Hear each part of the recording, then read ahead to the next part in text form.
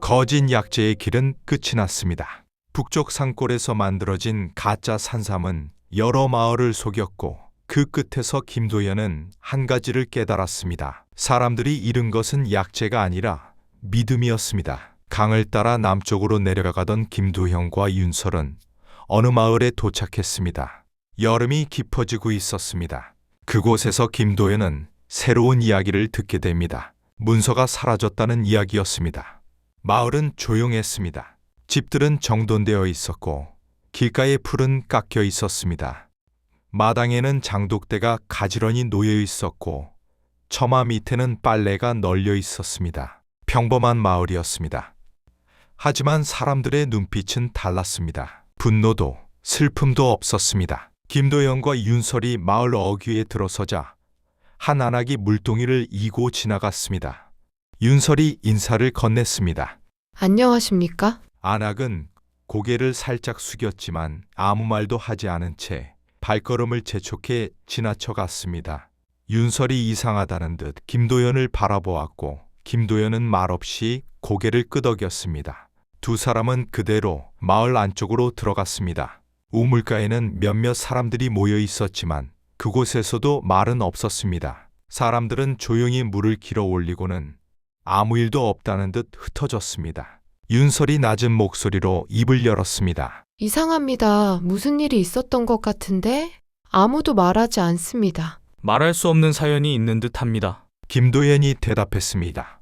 무언가를 포기한 사람들의 얼굴입니다. 윤설이 고개를 갸웃했습니다. 무엇을 포기했을까요? 그것을 알아내야 합니다. 김도현은 마을을 천천히 둘러보았습니다. 집들은 성했고 논밭도 정돈되어 있었습니다. 하지만 마을 사람들은 모두 같은 표정이었습니다. 텅 빈 눈빛이었습니다. 마을 한쪽에 작은 주막이 보였고 김도현과 윤설은 그곳으로 향했습니다. 주막 문을 열고 들어서자 몇 명의 사람이 앉아 있었습니다. 하지만 아무도 말하지 않았습니다. 그저 막걸리를 마시며 창밖을 보고 있었습니다. 주막 주인이 다가왔습니다. 중년의 남자였습니다. 무엇을 드시겠습니까? 막걸리 2사발 주십시오. 김도현이 말했습니다. 주막 주인은 막걸리를 따라 주었습니다. 김도현은 한 모금 마시고 조용히 물었습니다. 이 마을에 무슨 일이 있었습니까? 주막 주인은 잠시 망설이다 고개를 저었습니다. 아무 일도 없었습니다. 하지만 마을 사람들의 얼굴이 어둡습니다. 주막 주인은 아무 대답도 하지 않은 채 고개를 돌려 다른 손님에게로 향했습니다. 김도연은 막걸리를 한 모금 마시며 주위를 살폈습니다. 주막 안에서는 사람들끼리 말을 섞는 소리가 들리지 않았고 모두가 조용히 술잔만 기울이고 있었습니다. 그 정적 속에서 윤설이 낮은 목소리로 물었습니다. 도연날이 주막에서도 아무도 말하지 않습니다. 말문이 닫힌 것 같습니다. 무엇이 그들의 입을 닫았을까요? 그것을 알아내야 합니다. 한참 후 한 노인이 주막 안으로 들어왔습니다. 노인은 지팡이를 짚고 있었고 얼굴에는 주름이 깊었습니다. 노인은 김도연을 보더니 잠시 멈칫했습니다.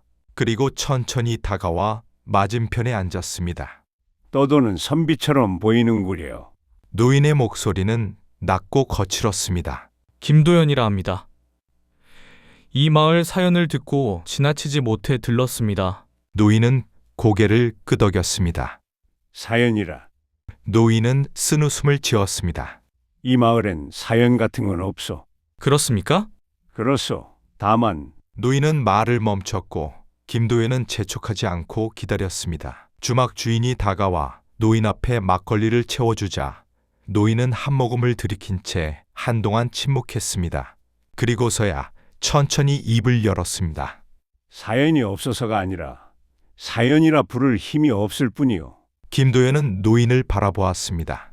무슨 뜻입니까? 노인은 막걸리 사발을 내려놓았습니다. 이 마을엔 한때 문서가 있었소. 어떤 문서 말씀입니까? 마을 사람들이 함께 작성한 문서였죠. 청원서였소.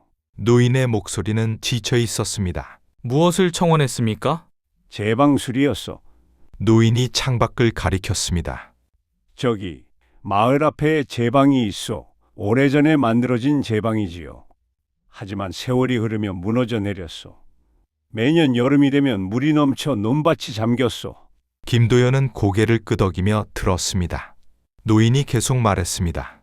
처음엔 마을 사람들이 힘을 합쳐 수리하려 했소. 하지만 제방은 너무 컸고 마을 사람들의 힘으론 어림없었소. 그래서 관아에 청원하기로 했지요. 혹시 문서를 작성했습니까? 그렇소. 마을 사람들이 모두 모여 함께 작성했소. 글을 아는 사람이 적었고 글을 모르는 사람은 이름을 적었소. 손도장을 찍은 사람도 있었지요. 노인의 눈빛이 흔들렸습니다. 마을 사람들이 힘을 모아 적었고 그대로 관아에 올렸소. 관아에서는 뭐라 했습니까? 노인은 고개를 저었습니다. 아무 말도 없었소. 답장이 없었습니까? 그렇소. 답장도 반려도 없었소. 그냥 사라졌소. 김도연은 잠시 침묵했습니다. 윤설이 물었습니다. 한 번만 올렸습니까? 노인은 고개를 저었습니다. 아니요. 여러 번 올렸소. 한 번, 두 번, 세 번, 다섯 번도 넘게 올렸소. 모두 답이 없었습니까? 그렇소. 매번 같았소. 아무 답도 없었소. 노인의 목소리가 떨렸습니다. 마을 사람들은 처음엔 기다렸소. 관아가 바쁘겠지. 곧 답이 올 거라 믿었소. 하지만 한 해가 지나고 두 해가 지나도 아무 소식이 없었소. 김도연은 조용히 물었습니다. 그래서 포기했습니까? 포기하지 않으려 했소. 하지만 어느 순간 깨달았지요. 우리가 아무리 말해도 아무리 적어도 아무도 듣지 않는다는 것을. 노인은 막걸리를 마셨습니다. 그래서 마을 사람들은 다시 쓸 힘도 다시 올릴 용기도 없어졌소. 그저 기다리지 않기로 했을 뿐이요. 김도연은 노인의 얼굴을 보았습니다. 텅 빈 눈빛이었습니다. 윤설이 조용히 물었습니다. 왜 아무도 다시 말하지 않으셨습니까? 노인은 한숨을 내쉬었습니다. 말했던 사람들이 어떻게 되었는지 아시오? 어떤 이는 세금이 올랐고 어떤 이는 관아에 불려가 곤장을 맞았소. 직접 찾아가 항의했던 젊은이는 죄 없이 옥에 갇혔다 풀려났소. 노인의 목소리가 떨렸습니다. 그래서 사람들은 깨달았소. 말하면 벌을 받는다는 것을. 그러니 차라리 입을 다물고 사는 게 나았소. 배고파도 억울해도 그냥 참는 게 살 길이었소. 김도연은 주먹을 쥐었습니다. 하지만 얼굴에는 아무 표정도 드러내지 않았습니다. 그 문서는 지금 어디 있습니까? 없소. 사라졌소. 누가 가져갔습니까? 모르오. 마을 사람들이 보관하던 사본도 관아에 올린 원본도 모두 사라졌소. 김도연은 잠시 생각에 잠겼습니다. 그리고 물었습니다. 문서를 받았던 관리의 이름을 아십니까? 노인은 고개를 끄덕였습니다. 기억하오. 이창수라는 관리였소. 키가 크고 목소리가 컸던 사람이었지요. 여러 차례 그 사람 앞에서 문서를 올렸소. 직접 만났습니까? 그렇소. 처음엔 문서를 맡기기만 했지만 답이 없어 직접 찾아갔소. 하지만 그 사람은 바쁘다며 만나주지 않았소. 겨우 만났을 때도 문서를 확인하겠다는 말만 했을 뿐이었소. 김도연은 고개를 끄덕였습니다. 알겠습니다. 노인이 물었습니다. 무엇을 알겠다는 것이요? 이 마을에 무슨 일이 있었는지 알아보겠습니다. 노인은 쓴웃음을 지었습니다.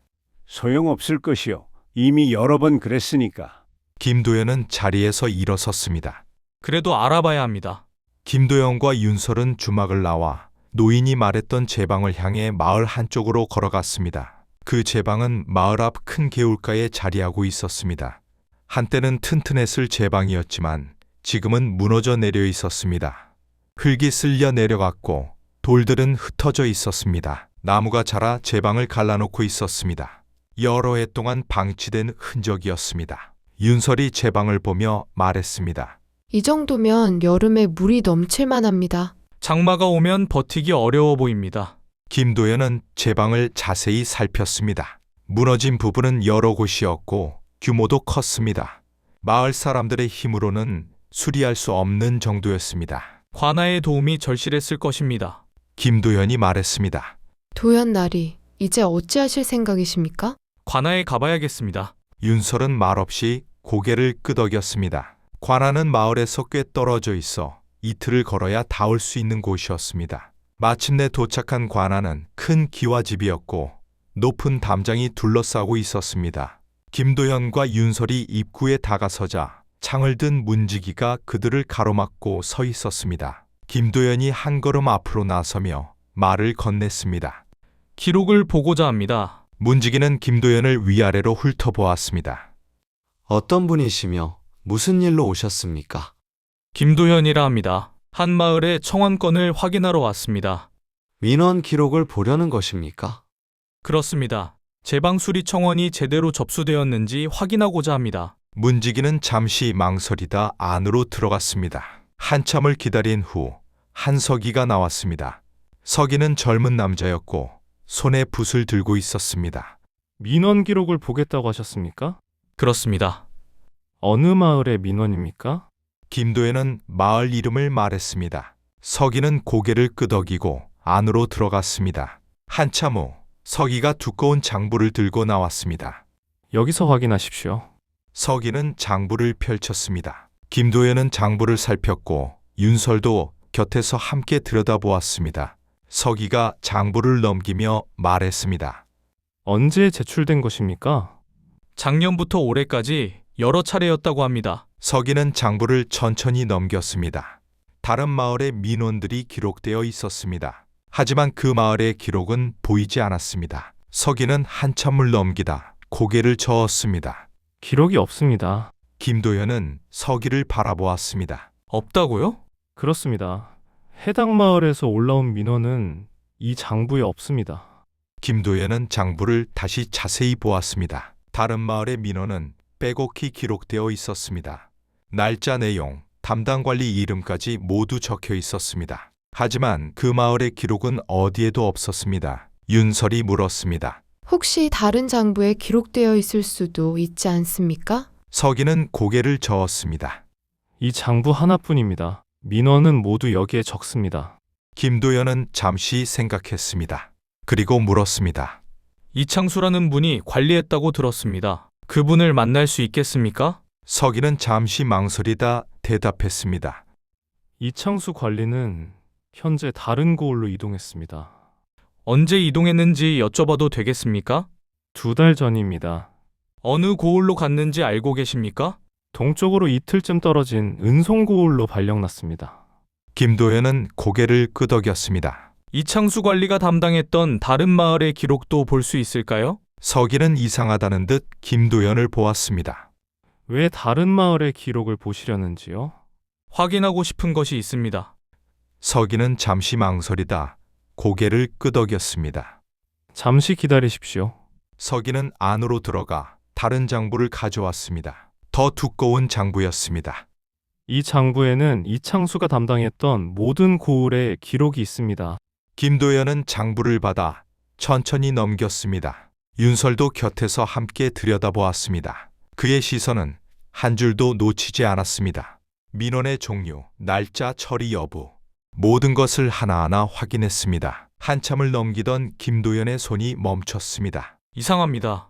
윤설이 물었습니다. 무엇이 이상한가요? 날짜가 맞지 않습니다. 김도연은 장부의 한 부분을 가리켰습니다. 이 민원은 접수 날짜가 3달 전으로 적혀 있는데 처리된 날짜는 그보다 앞입니다. 석이가 장부를 보았습니다. 정말 그렇군요. 이상합니다. 날짜를 일부러 바꾼 것입니다. 왜 그런 일을 했을까요? 민원을 묻기 위해서입니다. 날짜가 뒤바뀌면 기록이 뒤죽박죽이 되고 누가 책임져야 할지 불분명해집니다. 그리고 그 틈에 예산을 빼돌릴 수 있습니다. 김도연은 계속 장부를 넘겼습니다. 그리고 또 다른 이상한 점을 발견했습니다. 여기도 마찬가지입니다. 접수 날짜가 뒤바뀌어 있습니다. 윤설이 물었습니다. 실수일 수도 있지 않습니까? 한두 번이라면 실수일 수 있습니다. 하지만 김도연은 장부를 계속 넘겼습니다.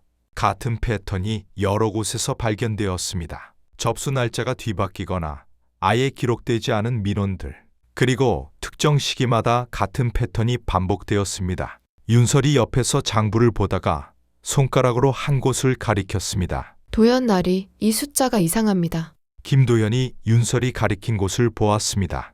제방 수리 예산 300냥과 50냥, 규모가 비슷한 고을인데 예산 차이가 컸습니다. 김도연은 민원 장부를 펼쳐 나란히 놓았습니다. 300량이 집행된 고을에는 민원 기록이 없었습니다. 김도연은 대답하지 않았습니다. 대신 두 장부를 서기에게 보였습니다. 서기의 얼굴이 창백해졌습니다. 제방 수리 예산 집행 기록이 있습니까?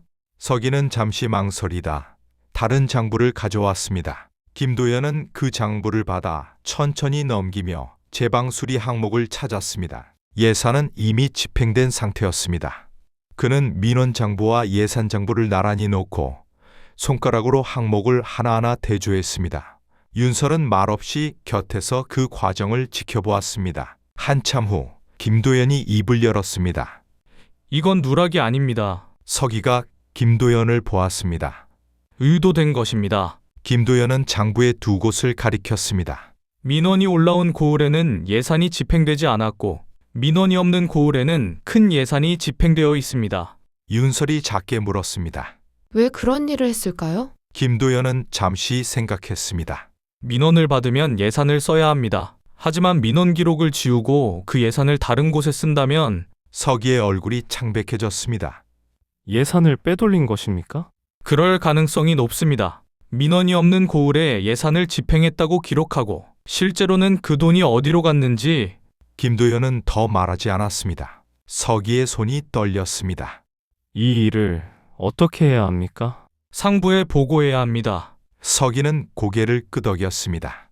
김도연은 그날 밤 객사에서 문서를 작성했습니다. 김도연은 붓을 들고 천천히 적어 내려갔습니다. 이창수가 담당했던 고을들의 민원 누락 목록, 날짜가 조작된 기록들, 예산 집행의 불일치, 모든 것을 하나하나 문서로 정리했습니다. 장부의 쪽수와 항목까지 정확히 적었습니다. 누가 보아도 확인할 수 있도록.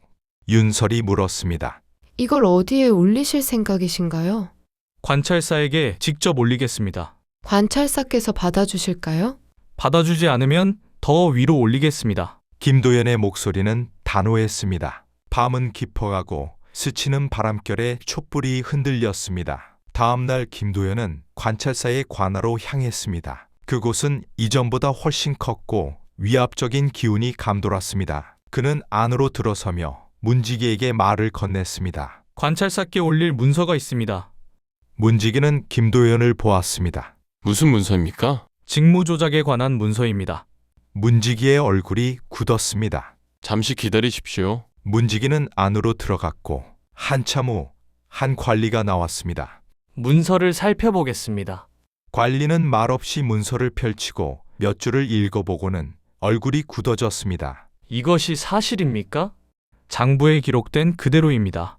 관리는 한참을 문서를 보다가 고개를 들었습니다. 잠시 기다리십시오.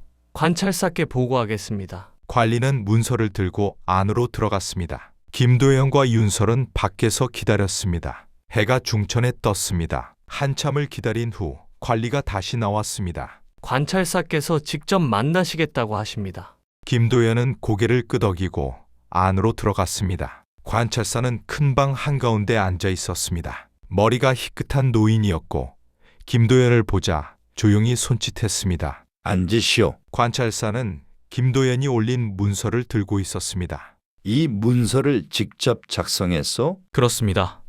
여기 적힌 내용이 모두 사실이요? 확인한 기록을 그대로 옮겼습니다. 관찰사는 한참을 문서를 보다가 고개를 들었습니다.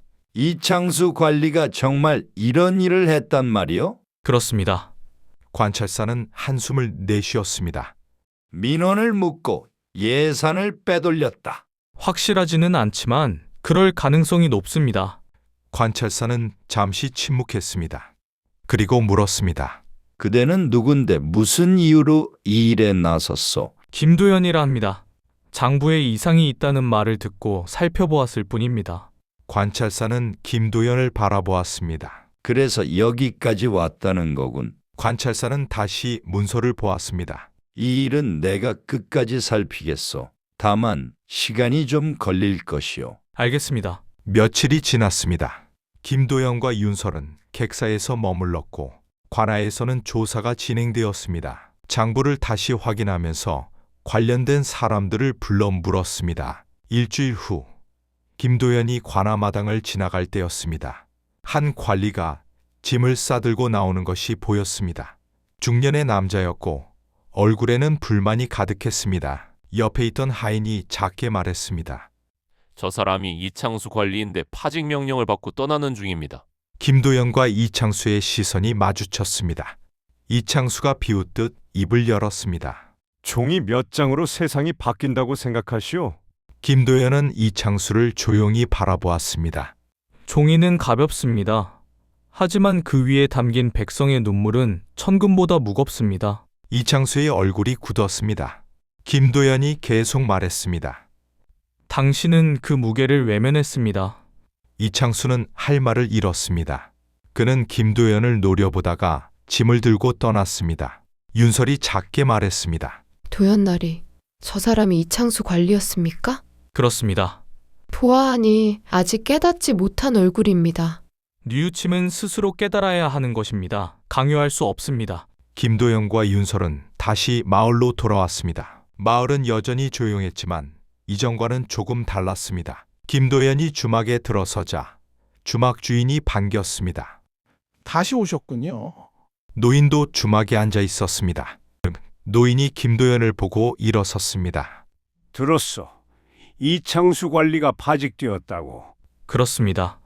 우리 문서는 어떻게 되었어? 김도연은 품에서 새 종이를 꺼냈습니다. 그리고 또 다른 문서를 꺼냈습니다. 관인이 찍힌 문서였습니다. 다시 쓰십시오. 그리고 이것을 함께 가지고 가십시오. 노인은 두 장의 종이를 받아들었습니다. 그의 손이 떨렸습니다. 이것은 무엇입니까? 관아의 접수 증명서입니다. 문서를 올리면 반드시 이것을 받게 될 것이고 조사가 시작될 것입니다. 노인은 관인이 찍힌 증명서를 보았습니다.